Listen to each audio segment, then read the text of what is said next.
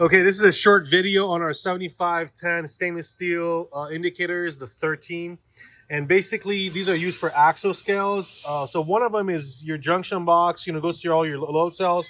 And it's already, you can see the sticker says load cell. The second one may say RS-232 or printer. Depending if you have the printer, you can just plug it straight in and connect the other side right here to our SL-25 or 412 label printer. And the third one is your display. So in this particular case, the customer ordered a 910X series display, and they're using it, with that port right there.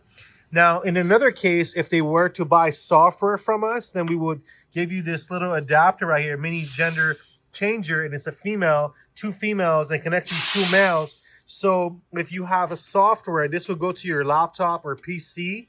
And then you would also hook up, we would give you another cable like this where you could hook up your printer to the PC as well. So you're printing from the PC. This is how you get that data to the PC. So we will provide you with this as well. I just want to illustrate and demonstrate this particular setup. So one is for your load cell, two is going to be for your printer or your data collection software, and the third one is going to be your display. Thanks so much for watching.